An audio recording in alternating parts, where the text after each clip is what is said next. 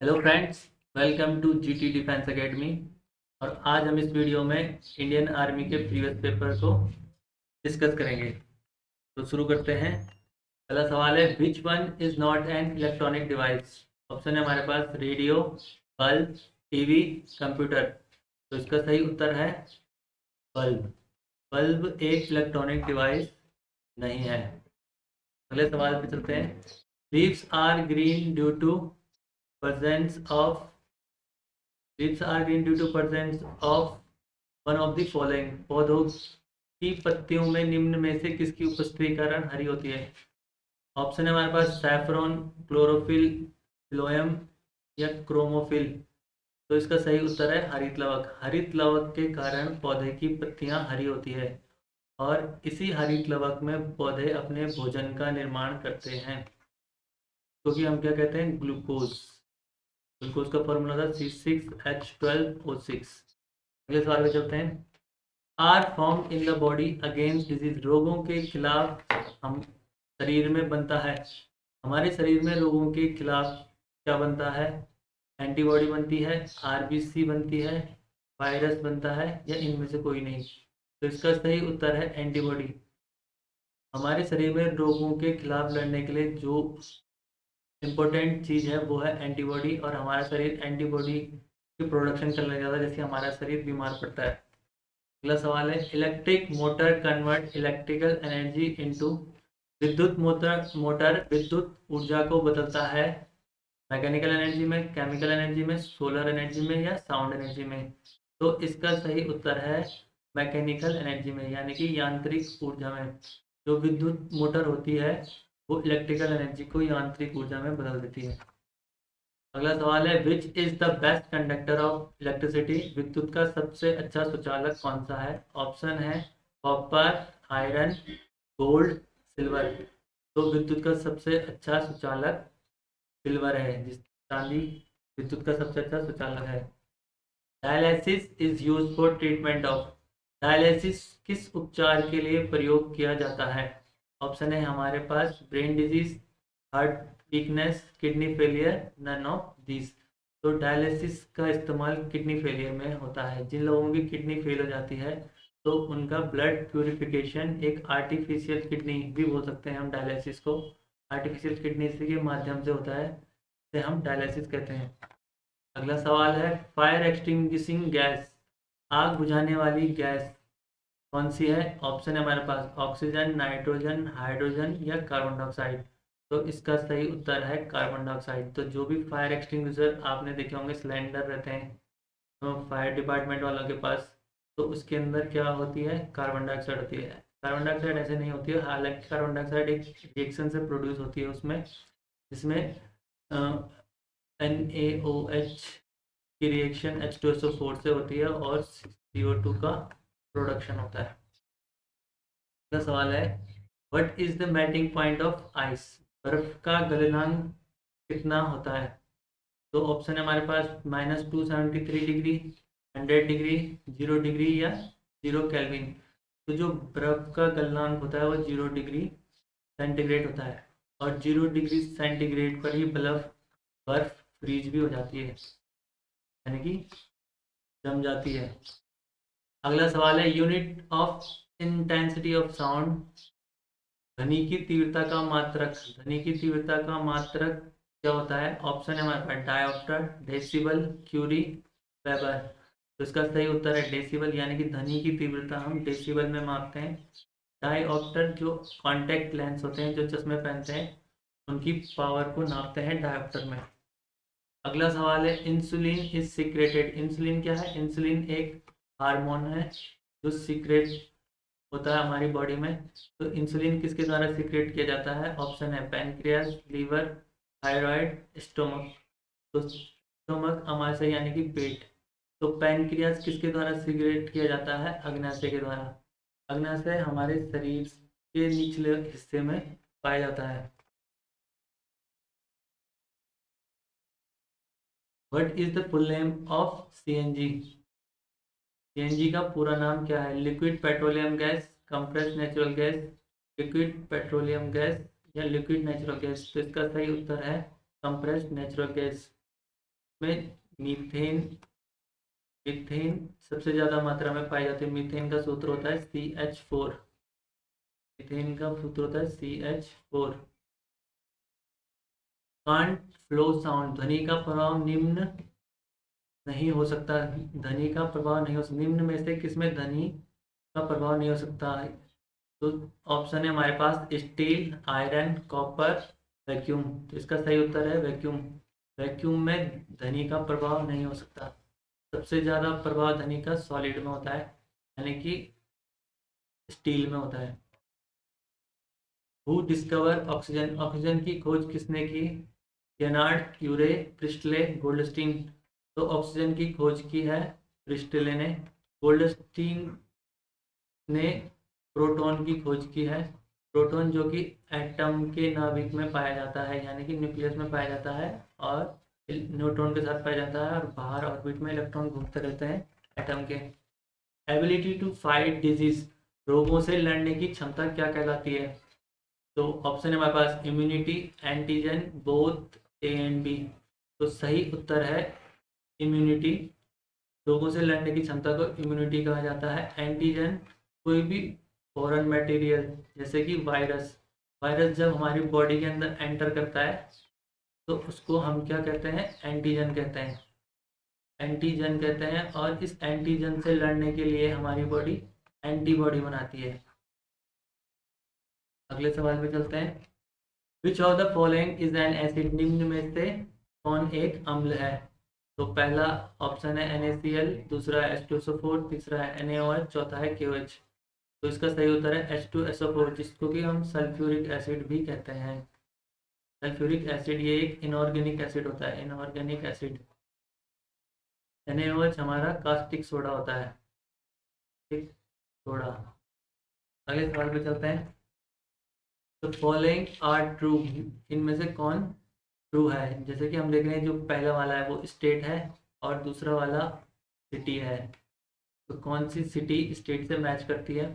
उड़ीसा में रौरकिला, वेस्ट बंगाल बोकारो, मध्य प्रदेश दुर्गापुर, आंध्र प्रदेश सलेम। तो हम सही उत्तर है रौरकिला का है, उड़ीसा में। यह रौरकिला स्टील प्रोडक्शन के लिए बहुत फेमस है, यहाँ सबसे ज़्यादा स्टील प्रोडक्शन होता है इंडिया में। Ruler at the time of east India company, east India company के समय भारत का शासक कौन था? ऑप्शन है हमारे पास बाबर, हुमायूं, जहांगीर या शाहजहां। तो इसका सही उत्तर है जहांगीर। तो अंग्रेजों ने जहांगीर के दरबार में कैप्टन हॉकिंस को भेजा था। इसी के बाद ईस्ट इंडिया कंपनी भारत में बनी। Where are the Sahara desert located, Sahara मरुस्थल कहाँ स्थित है? ऑप्शन है South China, North Africa, South Africa या साउथ अमेरिका। तो सही उत्तर है नॉर्थ अमेरिका। तो सहारा मरुस्थल नॉर्थ अमेरिका में उपस्थित है। लाला लाजपत राय रिलेटेड टू, लाला लाजपत राय का संबंध है बंग भंग आंदोलन से, जलियांवाला बाग कांड से, चोरा चोरी कांड से या साइमन कमीशन। तो लाला लाजपत राय का संबंध है साइमन कमीशन। जब साइमन कमीशन 1928 में आया था इंडिया, तब लाला लाजपत राय ने उनका विरोध किया था और उन पर लाठी मारी गई थी, जिसके कारण उनकी मृत्यु हो गई। First black president of Africa, Africa के प्रथम अश्वेत राष्ट्रपति थे। ऑप्शन है Washington, Abraham Lincoln, Nelson Mandela, Barack Obama. तो इसका सही उत्तर है Nelson Mandela.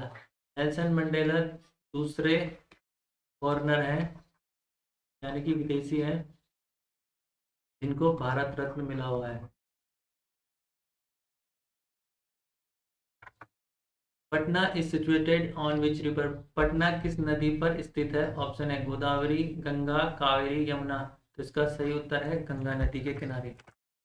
What is the capital of Japan, Japan की राजधानी क्या है? ऑप्शन है टोक्यो, पेरिस, बीजिंग, मॉस्को। तो सही उत्तर है टोक्यो। जापान की कैपिटल टोक्यो है। हु रोट वंदे मातरम, वंदे मातरम के रचयिता कौन है?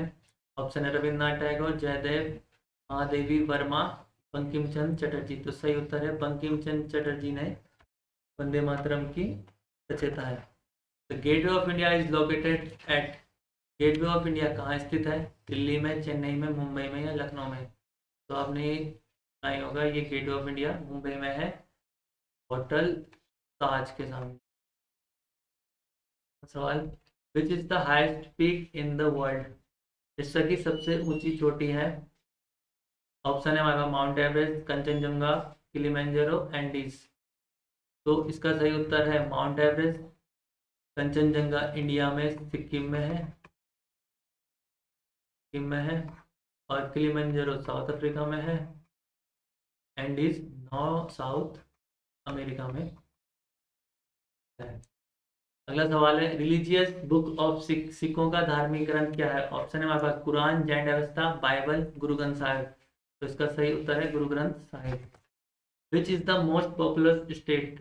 सर्वाधिक आबादी वाला राज्य कौन सा है? मध्य प्रदेश, उत्तर प्रदेश, राजस्थान, कर्नाटका। तो इसका सही उत्तर है उत्तर प्रदेश, सेंसस 2011 के अनुसार। अगला सवाल है, इंडिया फर्स्ट सिटीजन, भारत का प्रथम नागरिक कौन होता है? भारत का प्रथम नागरिक, ऑप्शन है प्रधानमंत्री, गृह मंत्री, राष्ट्रपति या मुख्य न्यायाधीश। तो इसका सही उत्तर है राष्ट्रपति देश का प्रथम नागरिक होता है। देश का द्वितीय नागरिक राष्ट्रपति की पत्नी होती है।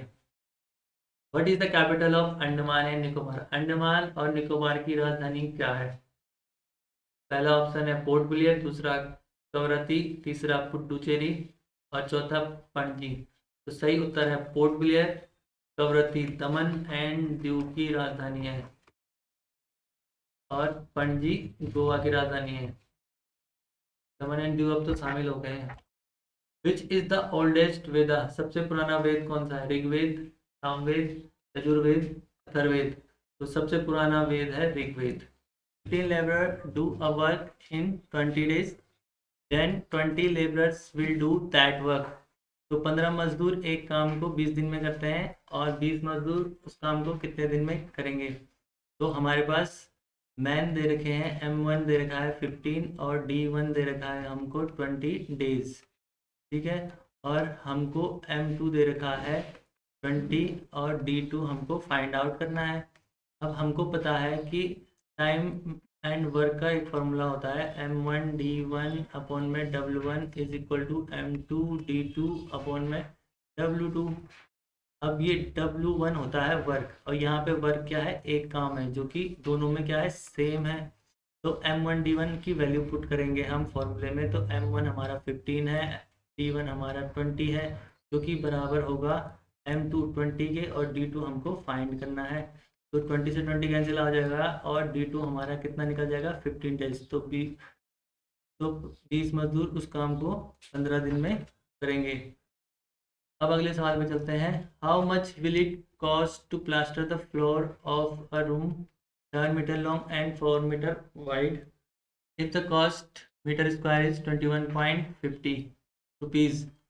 7 मीटर लंबे व 4 मीटर चौड़े कमरे के फर्श का प्लास्टर करने पर कितना खर्च आएगा? हमको निकालना है। यदि प्रति मीटर स्क्वायर खर्च 21.50 रुपये, तो हमको बोला गया है फर्श है, तो फर्श दे रखा है हमको, फर्श ऑब्वियसली ऐसा होगा और इसकी हमको लंबाई और चौड़ाई दे रखी है 7 मीटर और 4 मीटर। तो जहाँ हमने क्या करना है? प्लास्टर करना है, वो क्या है? एक क्षेत्रफल है। तो हम इस फर्श का क्षेत्रफल निकालेंगे क्योंकि इसकी शेप आयताकार है, आयताकार है यानी कि रेक्टेंगल है। तो हम आयत का क्षेत्रफल का एरिया होता है, आयत का क्षेत्रफल का फॉर्मूला सूत्र होता है लेंथ इनटू ब्रीथ। और लेंथ यानी कि लंबाई और ब्रीथ यानी कि चौड़ाई। तो लंबाई गुणांगे चौड़ाई कितनी है? 7 मीटर गुणांगे 4 मीटर, तो यानी कि 28 मीटर स्क्वायर इस आयत यानी कि इस आयत का क्षेत्रफल हो जाएगा, यानी कि इस फर्श का क्षेत्रफल हो जाएगा। अब 1 मीटर स्क्वायर बराबर हमको कितने रुपए की पड़ रहा है? 21.50 रुपये में पड़ रहा है। तो 28 मीटर स्क्वायर हमको कितने रुपए में पड़ेगा? तो हम इसकी मल्टीप्लाई इससे कर देंगे 28 से और हमारा आंसर हो जाएगा। वहाँ इसको सॉल्व करने का तरीका कैसा है? जल्दी से देखो, हम क्या करेंगे 21.50 को डबल कर देंगे। डबल करूँगा तो 21 का तो डबल 42 हो जाता है और 50 पैसे का डबल कितना हो जाएगा? 43 हो जाएगा, यानी कि इसका डबल 43 रुपये हो जाएगा। और ये 28 का 28 ऐसे रहेगा और नीचे क्या कर देंगे?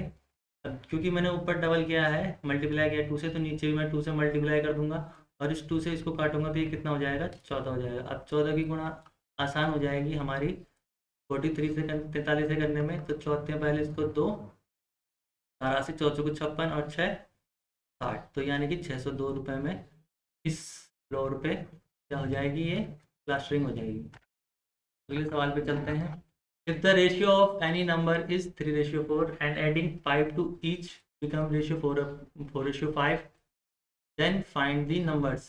यदि किन्हीं संख्याओं का अनुपात 4:5 हो और प्रत्येक में 5 जोड़ने पर अनुपात 4:5 हो जाए तो संख्याएं ज्ञात कीजिए।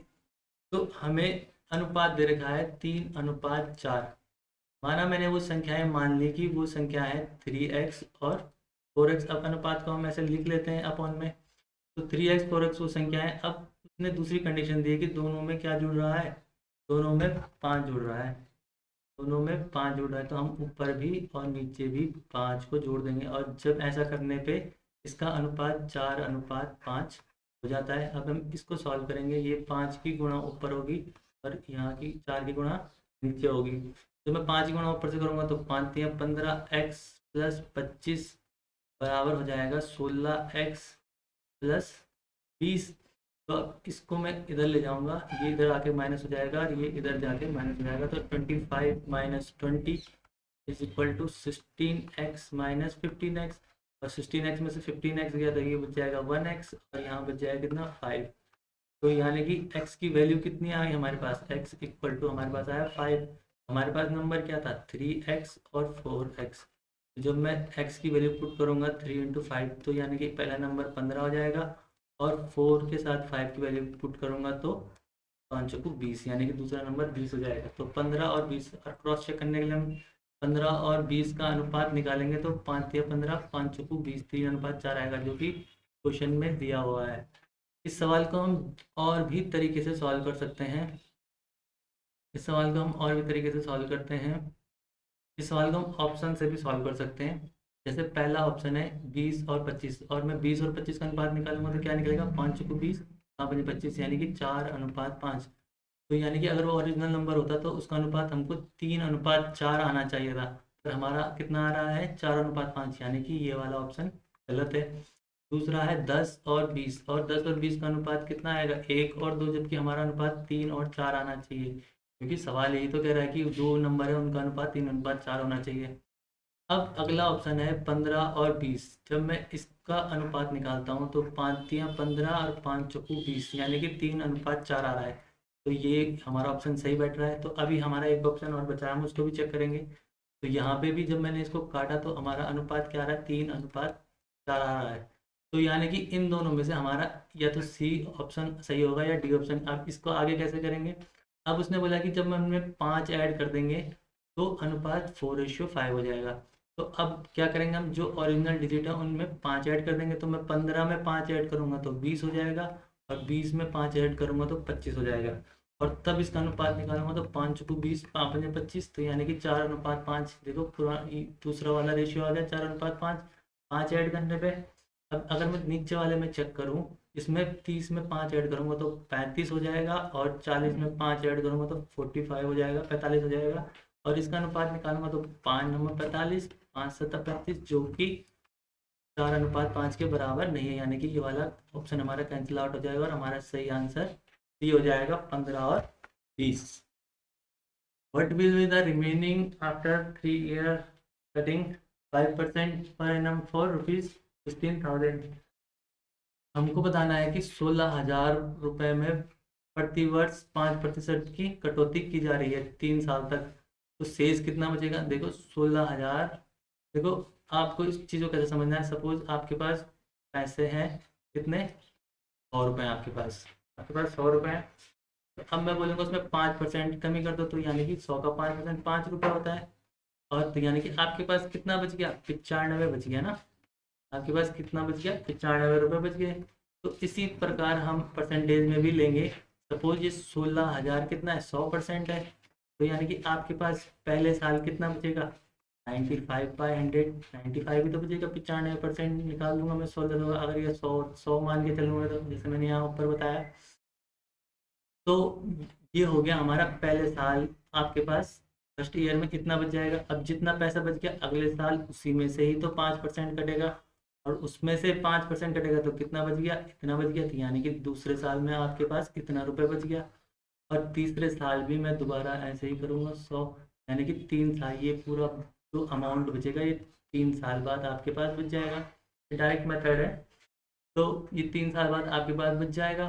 और यहाँ आप इसको सॉल्व करेंगे, इसको काटेंगे तो मल्टीप्लाई करेंगे। 19 पंजे 95, 20 और 19 पंजे 95 और 20 तो आप जब सॉल्व करेंगे 4 पंजे 20, 4 चौको 16 और 19 40, 19 गुणांगे 2 गुणांगे 95 के जब आप इसको सॉल्व करेंगे तो आपका उत्तर आएगा 13,718। अगले सवाल पे चलते हैं। Add 20% to a number, find the number, become 300, then tell the number। किसी संख्या में 20% जोड़ने पर संख्या 300 हो जाए तो संख्या बताओ। तो हमको किसी संख्या, सपोज हमने वो नंबर मान लिया x है, x में x का 20% जोड़ेंगे, ये हो x का 20% क्या होगा, यही तो होगा। तो x में x का 20% जोड़ने पे वो संख्या कितनी हो जाती है, 300 हो जाती है। तो मैं इसको जोड़ूंगा तो कितना हो जाएगा ये, तो इसको काटो 20 पंजे 100 हो जाएगा। तो यानी कि 5x plus x upon 5 is equal to 300, यानी कि 6x is equal to 300 into 5, तो 6 पंजे 30 50, यानी कि x इक्वल टू कितना आया 25, यानी कि वो नंबर ही तो हमारा x था। लेट द नंबर भी x ही तो वो नंबर था जिसमें हमने उसका 20% जोड़ा, तो वो संख्या कितनी हो गई 250 हो गई। तो हमारा सही उत्तर कितना है 250। इसको हम दूसरे तरीके से भी कर सकते हैं, इसलिए आपको इसको फ्रैक्शन मेथड कहते हैं परसेंटेज में। देखो जैसे हमारे पास 20% दे रखा है, हमारे पास 20% दे रखा है, तो 20% को हम फ्रैक्शन में कैसे कन्वर्ट कर सकते हैं, 20/100। तो 20 पंजे 100 कितना था 1/5। तो इन ये जो 1/5 आया, इसको मैं सपोज मान लूँ 5 पॉइंट या 1 पॉइंट या रेशियो भी बोल सकता हूँ, 5:1 रेशियो। तो जो 5, अगर कोई चीज़ 5 पॉइंट है, उसका जो 1 पॉइंट होगा, 5 पॉइंट में 1 पॉइंट जो होगा वो उसका 20% होगा, 5 में जो 1 पॉइंट होगा उसका 20% होगा। तो जो ओरिजिनल वैल्यू, जो ओरिजिनल नंबर था, हमने सपोज मान लिया वो 5 था, 5p था, और उसमें कितना जोड़ा 1p जोड़ा। तो जब मैं इसमें 1p जोड़ूंगा तो वो कितना हो जाएगा 6p हो जाएगा। तो 6p की वैल्यू कितने के बराबर होगी 300 के बराबर होगी, क्योंकि 1p तो 5 का 20% है। 300 के बराबर होगी तो 6 पंजे 30, यानी कि 50 आ गया। यानी कि एक पॉइंट की वैल्यू कितनी आ गई 50 आ गई। जब हमें एक पॉइंट की वैल्यू मिल गई है, हमको कितनी पॉइंट की वैल्यू निकालनी है 5 पॉइंट की, क्योंकि 5 पॉइंट ही हमारा ओरिजिनल नंबर था। तो 5 की मल्टीप्लाई 50 से करूँगा तो 250 हमारा आंसर आ जाएगा। तो आप इस तरीके से भी कर सकते हैं। लगता लंबा है बट ये ज़्यादा सरल है। If 70% of a number is 49, what will be the number. हमेशा जब भी ऐसे सवाल आए तो x मान लो कोई भी नंबर, और x का 70% कर लो। x का 70% कितना दिया हुआ है 49, तो 0 से 0 कट जाता है, 7 7 जो 49, यानी कि x कितना होगा 7। तो ये आंसर हमारा C 70। अगला सवाल है, if in a right angle triangle an angle is 35 degree, what will be the third angle. First of all आपको पता होना चाहिए कि राइट एंगल ट्राइंगल क्या होता है, या समकोण त्रिभुज किसको कहते हैं। देखो त्रिभुज के प्रकार होते हैं, उसमें अगर कोण के आधार पर त्रिभुज 3 तरीके के होते हैं, एक्यूट एंगल निम्न कोण, और दूसरा होता है ऑब्ट्यूज एंगल, और तीसरा होता है राइट एंगल ट्राइंगल। तीनों ट्राइंगल होंगे। तो एक्यूट एंगल में सारे एंगल 90 डिग्री से छोटे होते हैं, ऑब्ट्यूज एंगल में सारे एंगल 90 डिग्री से क्या होते हैं 90 डिग्री से बड़े होते हैं, 90 डिग्री से बड़े होते हैं। और राइट एंगल में एक एंगल 90 डिग्री का होता है, कोई भी ट्राइंगल का एक एंगल 90 डिग्री का होता है। ठीक है।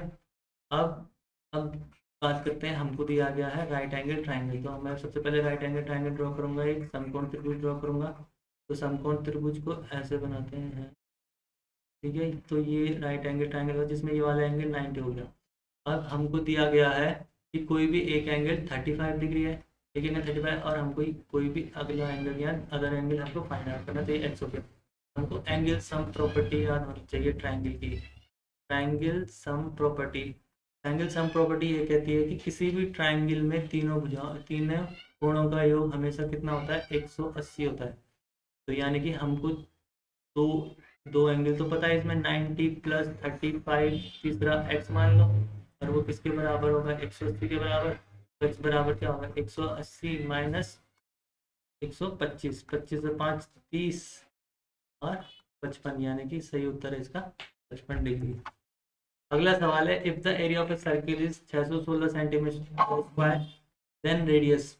हमें एक विड्थ विड्थ का क्षेत्रफल दिया हुआ है, तो उसकी त्रिज्या ज्ञात करनी है। तो उसके लिए आपको विड्थ का क्षेत्रफल का सूत्र पता होना चाहिए। तो area of circle equal to होता है पाई आर स्क्वायर। तो जो आर होती है उसकी क्या होती है, त्रिज्या होती है। तो हमको त्रिज्या फाइंड करनी है, एरिया हमको दे रखा है। तो pi R square is equal to कितना है, 616। तो ये हो जाएगा 22/7 into R square is equal to 616, और 11 से कटेगा, 11 दूनी 22, 11 पंजे 55, 11 छक्का 66, तो 2 28 दूनी 56, और ये हो जाएगा कितना, R square is equal to हो जाएगा 7 इंटू 28। तो आर इज इक्वल टू हो जाएगा √7 इंटू 28। 28 को तोड़ दो 7 इंटू 4 में, 4 को तोड़ दो 2 इंटू 2 में। तो यानी कि आर इज इक्वल टू हो जाएगा √7 इंटू 7 इंटू 2 इंटू 2। तो यानी कि कॉमन ले लो, क्योंकि इसके ऊपर क्या है, रूट हटाने के लिए 2 के जोड़े बनाने पड़ते हैं। तो यानी कि यहाँ से कॉमन आ जाएगा 7, यहाँ से 2, यानी कि 14 सेंटीमीटर इसकी क्या आ जाएगी, रेडियस आ जाएगी इस सर्किल की। अगला सवाल है फ्रैक्शन सम। तो 1/4 plus 1/4 plus 1 plus 1/2 plus 1/2 plus 1। तो यहाँ पे जब इन दोनों को प्लस करेंगे तो कितना आएगा, इन दोनों को हाफ हाफ को प्लस करके कितना आता है, 1 आता है। यानी कि ये 1 है, ये 1 है, ये 1 है, तो यानी कि पीछे तो 4 हो गया। अब आगे क्या बचा, 1/4 प्लस 1/4, तो एलसीएम ले लेंगे 4, और ये हो जाएगा 4 का 4 में 1 टाइम जाता है, 1 प्लस 1 यानी कि 2/4 हो जाएगा, प्लस 4 काट दो इसको, यानी कि 1/2 हो जाएगा, प्लस 4 यानी कि 4 टू जा 8, 9/2 हो जाएगा। सही answer 9/2 is the D right answer. Find the speed of a train is 90 metre. ये मीटर है, सेंटीमीटर नहीं है, नहीं सेंटीमीटर नहीं है, किलोमीटर है, किलोमीटर है। आप देख रहे हो 90, किसी गाड़ी की 40-90 किलोमीटर प्रति आवर, तो मीटर पर सेकंड में चेंज कैसे होगी। तो देखो हमारे पास है 90 किलोमीटर पर आवर। देखो अब ये 90 किलोमीटर पर आवर कैसे लिखा होगा, 90 किलोमीटर ऊपर होगा, और आवर कहाँ होगा, आवर नीचे होगा। अब इसको कन्वर्ट करना है किस में, मीटर पर सेकंड में। तो आप बस यूनिट चेंज कर दो 90। अब यहाँ पे इसका मतलब क्या होगा, यहाँ पे 1 किलोमीटर है, यहाँ पे 1 आवर है। तो इस 1 किलोमीटर को मीटर में चेंज करने कितने होते हैं, 1 किलोमीटर में 1000 मीटर होते हैं, इसको मीटर लिख लो। और यहाँ पे नीचे क्या है, 1 आवर है। तो 1 आवर में कितने सेकंड होते हैं, यहाँ पे 60 सेकंड होते हैं। तो तुम इसको ईजिली कर सकते हो, 3 × 60 सेकंड होते हैं। तो इससे ये कट जाएगा, और कितना हो जाएगा, 10 हो जाएगा, 9 से कुछ 36 हो जाएगा, और ये कितना हो जाएगा, 25 पर तो आएगा, नीचे चला आएगा, तो 25 पर सेकेंड। तो ये नहीं याद करा होता है, 9 × 5/18 से कर लो डायरेक्ट। ठीक है, तो ऐसे भी कर सकते हो। किलोमीटर पर आवर को अगर मैं मल्टीप्लाई कर दूँ 5/18 से, तो किस में वो चेंज हो जाएगा, मीटर पर सेकेंड में चेंज होगा। तो ये 5/18 आया कहाँ से, ये 5/18 यहीं से आया बेटा। अब अगले सवाल पे चलते हैं।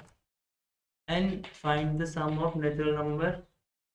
एन प्राकृतिक संख्याओं का योग। अब एन क्या होता है, एन प्राकृतिक संख्या, एन होता है कोई भी प्राकृतिक संख्या, चाहे 1 से लेके 10 तक या 1 से लेके 20 तक। पहले नेचुरल नंबर कहाँ से शुरू होते हैं, नेचुरल नंबर शुरू होते हैं 1 से लेके इन्फिनिटी, 1 to इन्फिनिटी हमारे नेचुरल नंबर होते हैं। तो प्राकृतिक संख्या 1 से शुरू होती है। तो अब अगर हमें प्राकृतिक संख्याओं कोई भी प्राकृतिक संख्याओं का योग निकालना है, तो उसके लिए एक डायरेक्ट फॉर्मूला होता है n+1/2। अगर आपको जैसे 10 तक निकालना है, तो n = 10 हो जाएगा। इस फॉर्मूले में पुट करूंगा, पहली 10 प्राकृतिक संख्याओं का योग होगा 10 + 10, एक ये मल्टीप्लाई होगा अपॉन में 2, तो 2 × 5 = 10, यानी कि 55 पहली 10 प्राकृतिक संख्याओं का क्या होगा, सम होगा। तो इस तरीके से आप कितनी भी प्राकृतिक संख्याओं का सम थोड़ा बड़ा है ना।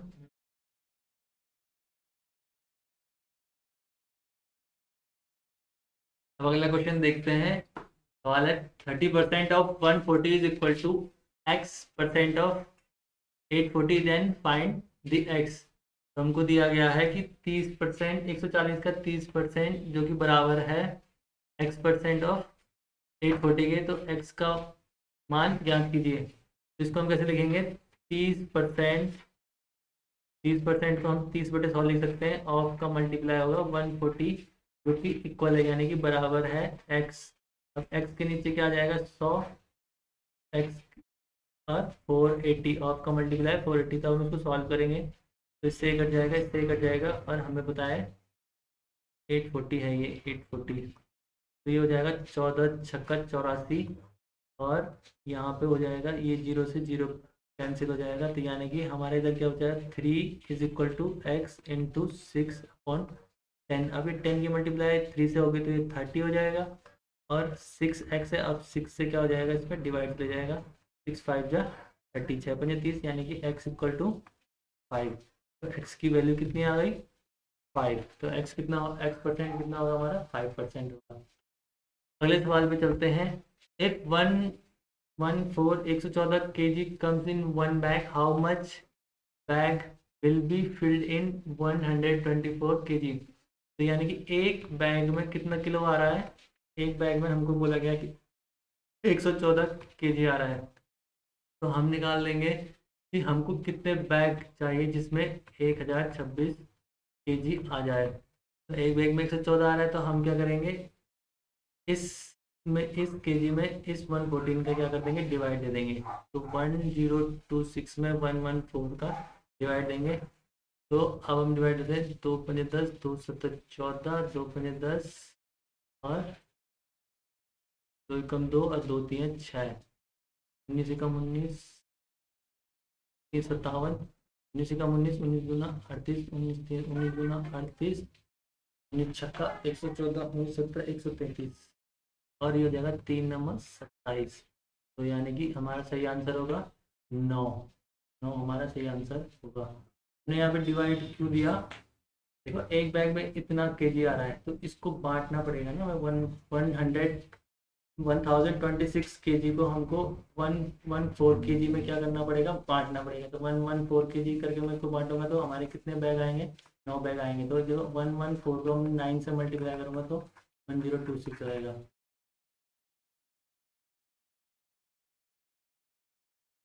तो हमारा अगला सवाल है, if the height of 5 student is 140, 135, 142, 138 और 140 सेंटीमीटर, तो what is the average height. तो हमें उनकी औसत लंबाई बतानी है।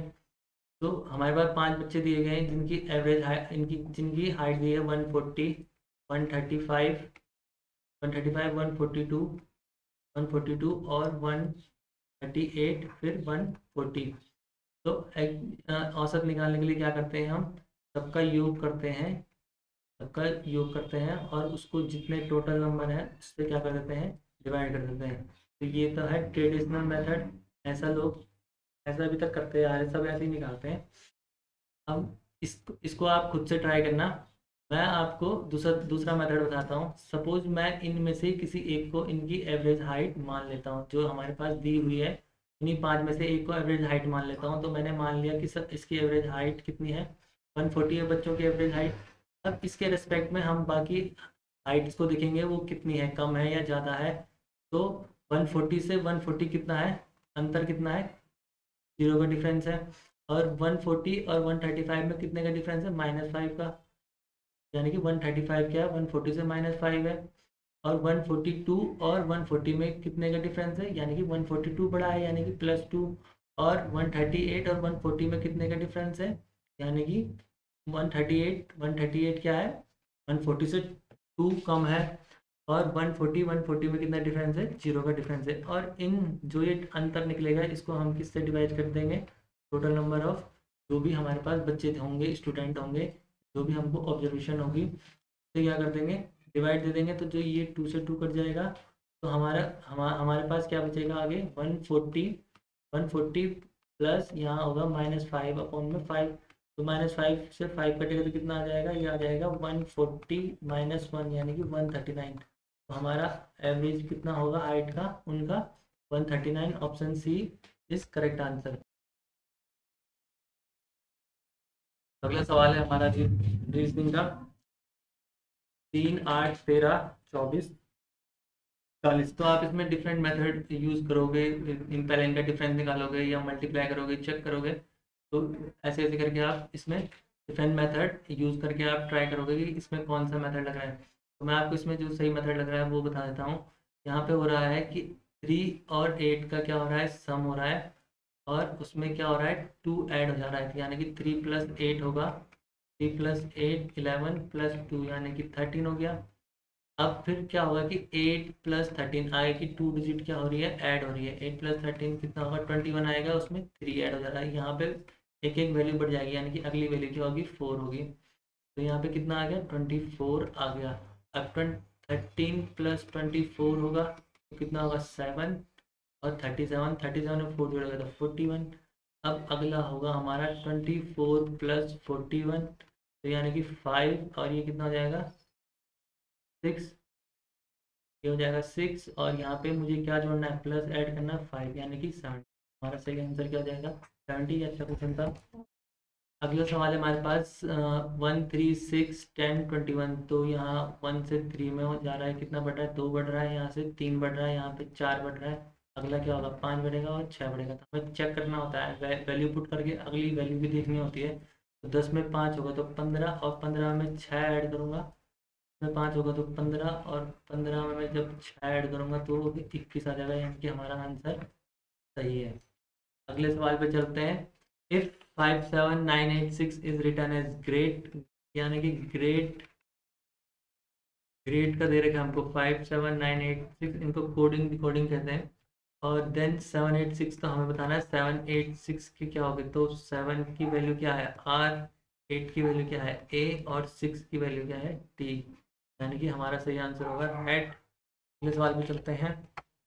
मन यंत्र, ये इसके बीच में रेशियो है मन यंत्र। मैन यंत्र से डिपेंड करता है, तो उसी प्रकार स्वामी किससे डिपेंड करता है, स्वामी का रिलेशन दास के साथ होता है। अगला सवाल है mat is written as 68, then pat will be written as. यदि मैट को 68 लिखा जाता है, MAT, मैट को क्या लिखा जाता है 68, तो पैट को क्या लिखा जाएगा। तो मैट कैसा आया, देखो एम की वैल्यू होती है अल्फाबेटिकली ऑर्डर में। अगर अल्फाबेट्स में देखें हम ABCD में, तो मैट M 13वें स्थान पर होता है, और A पहले स्थान पर होता है, और C 20वें स्थान पर होता है। तो जो हम इनको जोड़ेंगे तो 13, 14 यानी कि कितना आएगा ये 34। इनका सम कितना आएगा 34। अब 34 की मैं 2 से गुणा करूँगा तो कितना आ जाएगा 68 हो जाएगा। उसी प्रकार हम इसको जोड़ेंगे तो P 16 पे होता है, और A 1 पे होता है, और ये 20 पे। तो ये कितना हो जाएगा हमारा 37, और 37 को 2 से गुणा करूँगा तो कितना 74। ये आंसर कितना 74।